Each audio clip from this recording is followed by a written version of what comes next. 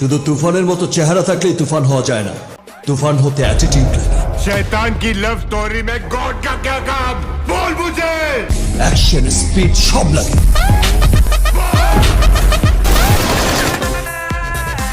বাংলার আকাশে উঠেছে আবার নতুন ঝড়, কারণ শোনা যাচ্ছে ডালিউডের মেগা স্টার শাকিব খানের সাথে ওপার বাংলার সব থেকে জনপ্রিয় ভিলেন সঞ্জয় দত্তকে দেখা যাবে বলে শাকিব খানের প্রিন্স মুভিতে। শুনতে অবিশ্বাস্য মনে হলেও এটাই সত্য। তবে এটাই গুঞ্জন বেশি বেড়াচ্ছে দর্শকের মুখে।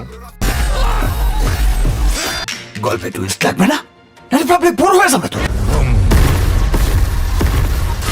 পরিচালক এই আবু হায়াত মাহমুদের বিগ বাজেটের মুভিতে সঞ্জয় দত্তকে দেখা যাবে, এটাও জানিয়েছেন পরিচালক। প্রিন্স মুভিতে কেমন জানি একের পর এক চমক দিয়ে যাচ্ছে আবু হায়াত মাহমুদ সাহেব। প্রথমে জানা গিয়েছে দেশ এবং দেশের বাইরে নামকরা টেকনোশিল্পদের এই টিমে যুক্ত হয়েছে। এরপরে আসলো আরো বড় খবর, এনিমেল মুভির ক্যামেরাম্যানও থাকতে পারে এই প্রিন্স মুভিতে। শুধু এতটুকুই শেষ নয়, এবার আলোচনায় উঠে এসেছে আরেক বোমা।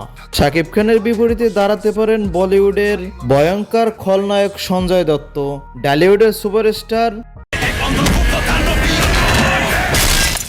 का क्या काम, बोल मुझे।